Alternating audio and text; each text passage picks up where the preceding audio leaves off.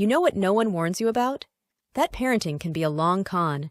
You pour your heart, time, and leftover macaroni into these tiny humans who eventually grow into taller, louder, and inexplicably smellier humans. And just when you think you're part of the tribe, they make it very clear. You were just a long-term babysitter with benefits. My name's Lucinda.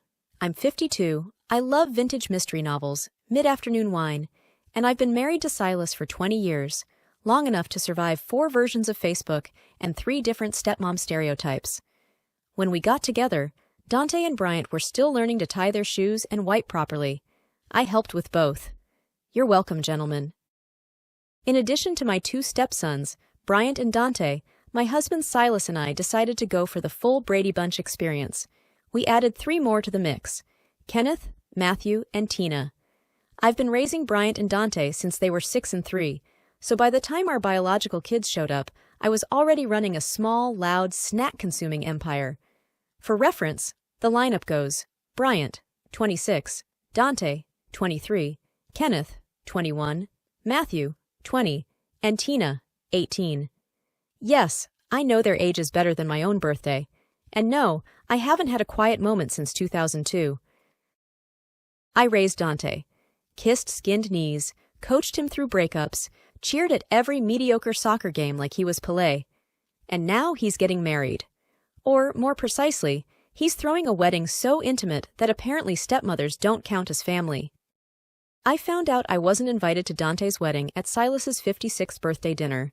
We held it at Dante and Felicia's condo this year, but I brought the cake. Picture this.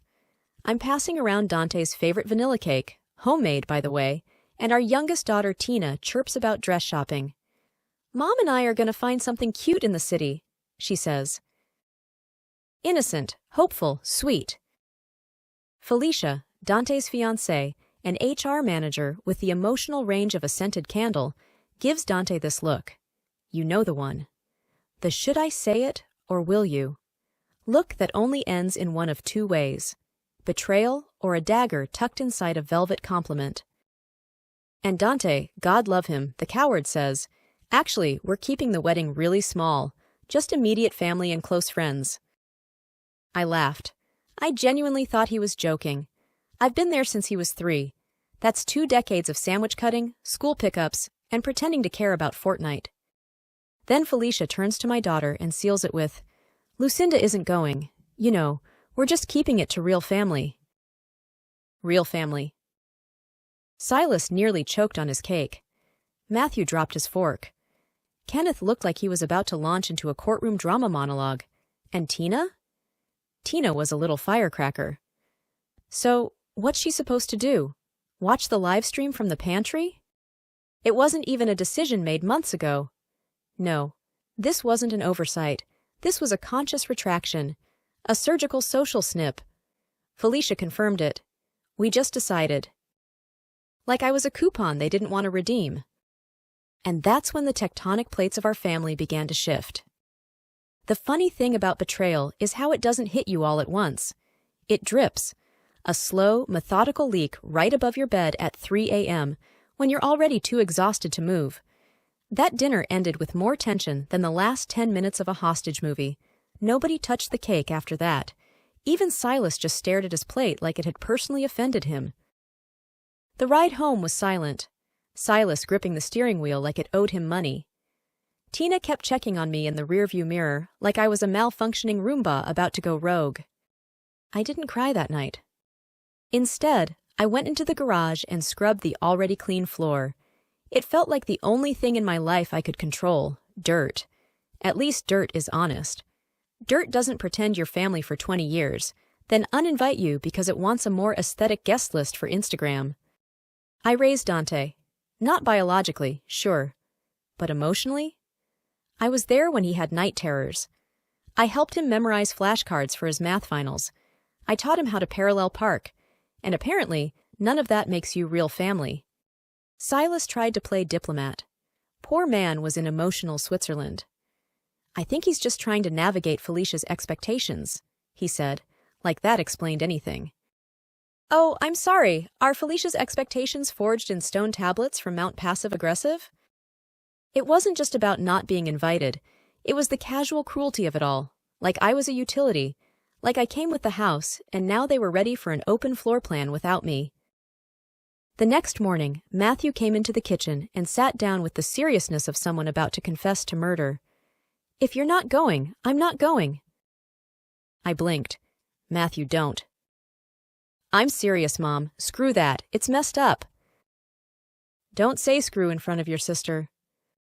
Kenneth followed suit. "Same. I'm not going either. This is so unfair." And then Tina. Sweet, chaotic, brutally honest Tina.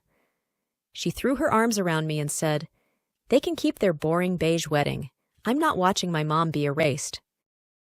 I should have felt vindicated, triumphant even, but I didn't. I felt gutted. Because here's the thing about being a step-parent. You're always aware, on some cellular level, that you're standing in someone else's shoes.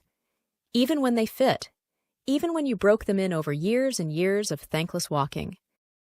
I spent 20 years learning to be a good stepmom. Turns out, I forgot to learn how to be okay with being invisible. So I did what any emotionally wrecked woman with access to Amazon Prime would do. I rage-ordered a ceramic mug that says, "World's Most Disposable Parent." It arrived 2 days later. Tina and I laughed so hard I nearly peed. At least Betrayal has free shipping now. I waited 3 days. 3 days of sipping coffee from my World's Most Disposable Parent mug, dodging phone calls, and fake smiling at work like I hadn't just been demoted from mother figure to footnote. Silas kept tiptoeing around me like I was an antique vase about to topple. His go-to line was, "You know Dante's under a lot of pressure right now." Pressure? I was under pressure when Dante flooded the upstairs bathroom at age 9, and we had to live with a ceiling leak shaped like the state of Texas. I was under pressure when he backed my car into a tree and sobbed so hard I pretended I had already been planning to upgrade. This wasn't pressure. This was convenient amnesia. So I sent the text. To Dante, no frills, no passive-aggressive emojis. "Dante, I won't be attending your wedding. Not because I'm not invited, don't worry, I got the memo, but because I refuse to celebrate a day that treats 20 years of motherhood like a clerical error." I thought that would be the end of it, a final mic drop. But family drama is never a single act. It's a traveling circus, and my text lit the fuse. First came the phone call from Bryant. "Wait, what? You're not going?" he barked like I'd canceled Christmas. "Bryant, I wasn't invited." "Yeah, but still, you can't just not be there." "Bryant, I wasn't invited. I can't RSVP to something I'm not part of. This isn't Wedding Crashers." He hung up, then called back 10 minutes later to apologize and also to tell me that Felicia had apparently added her yoga instructor to the guest list. But not me. Then the group chat exploded. Tina, wow, can't wait for the wedding slideshow to include the years someone else packed Dante's lunches and cleaned up his vomit. Kenneth, new drinking game. Take a shot every time Felicia says chosen family, while erasing the one who actually raised her fiancé. Matthew, do I wear black to the wedding since we're mourning Mom's existence? Silas didn't know whether to laugh or confiscate everyone's phones. He looked like a man trying to hold together a crumbling sandcastle with his bare hands. And then it got real. Silas confronted Dante, in person, in what I can only imagine was the most uncomfortable father-son lunch in the history of lukewarm tuna sandwiches. When Silas came home, he looked hollow. "He said he doesn't see you as his mom," Silas said quietly. "He said inviting you would have felt obligatory, like checking a box." I sat there, stunned, obligatory, like jury duty or recycling. I didn't scream. I didn't cry.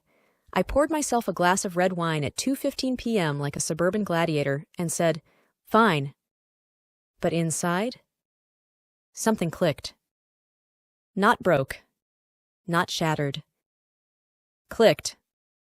It's incredible how empowering it feels when you finally stop giving a damn. Not the petty kind of I don't care that still checks for likes on Instagram. I mean the bone-deep, soul-scorching clarity that hits when you realize they don't get to define you anymore. So I made a plan. Not for revenge exactly, just a rebalancing of the karmic spreadsheet.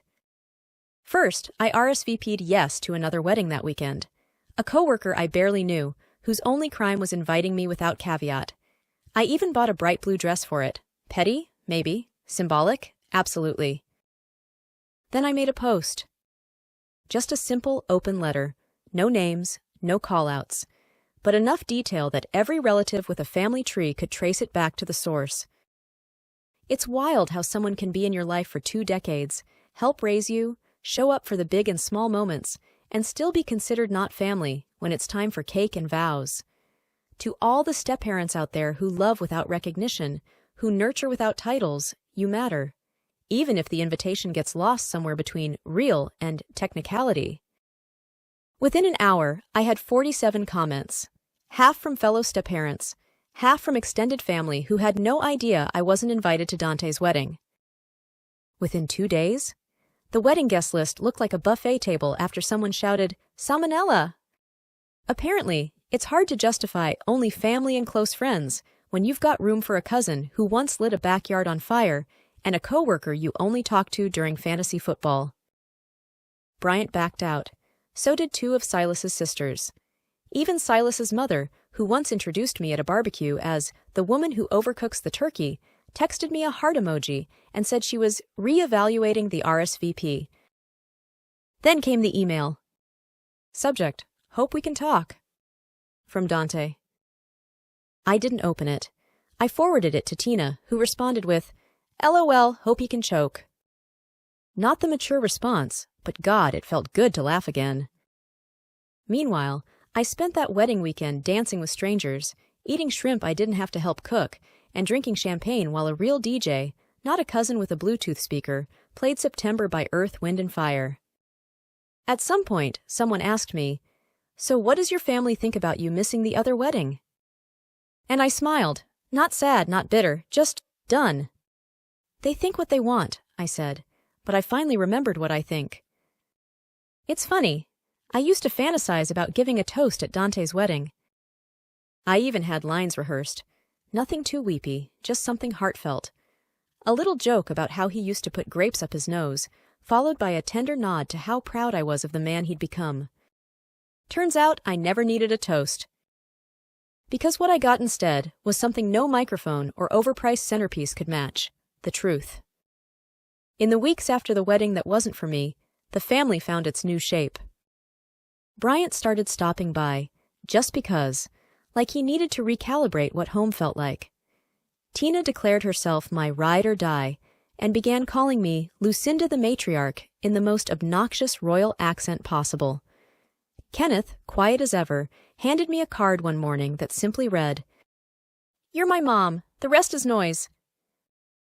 Even Matthew, stoic 20-year-old Matthew, started joining me for Saturday coffee runs. No pretense, no agenda.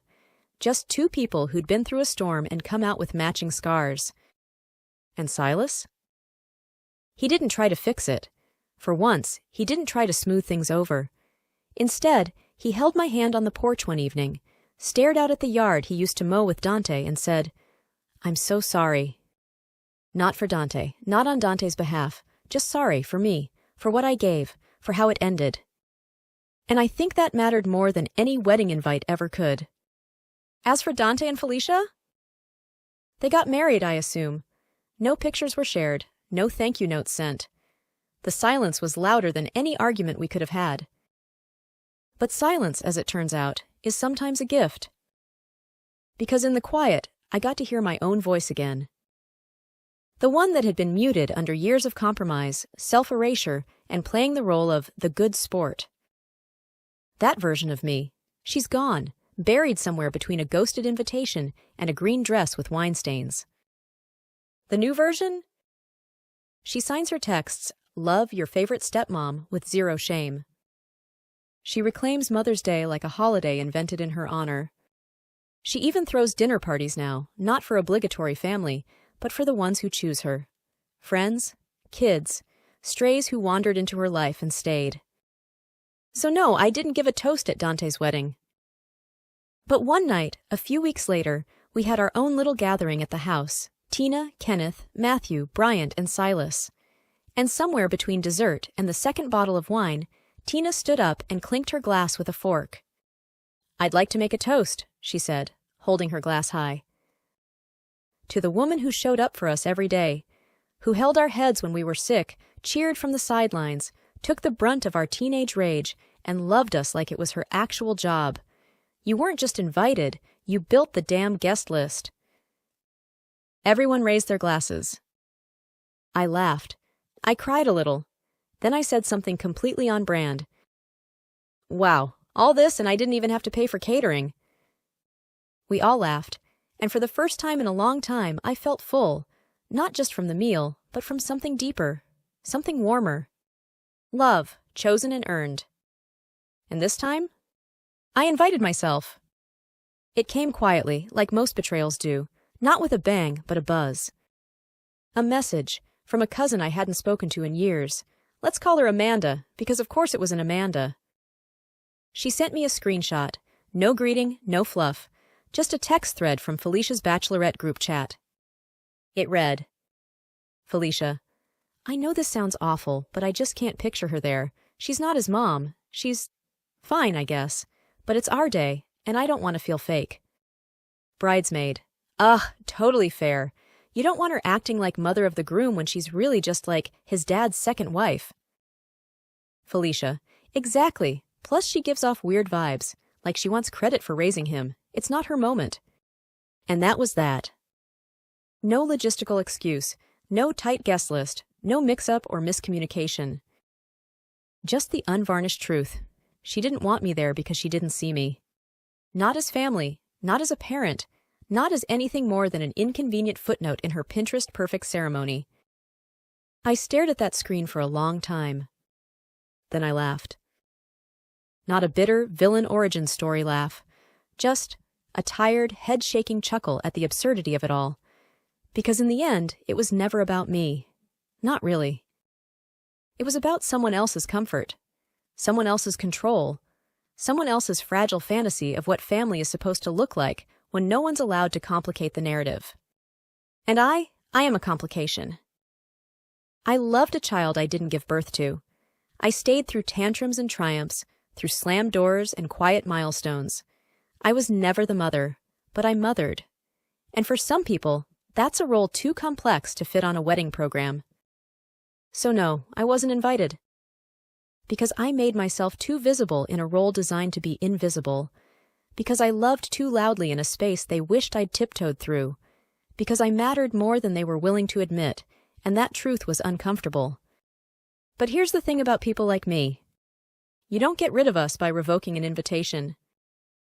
We show up anyway, not to the wedding, but to the lives we've helped shape, the people we've helped raise, the spaces we've helped build. And we stay. Not because we have to, but because we chose to. And that, I've realized, makes all the difference. At the end of the day, love isn't measured by invitations. It's measured by who shows up when it matters. Sometimes the people we love the hardest forget us the fastest, but that doesn't erase the love we gave. If this story resonated with you, please like, subscribe, and share your story in the comments. You're not alone. And trust me, your love mattered. Whether you were on the guest list or not. Thanks for being here with me today.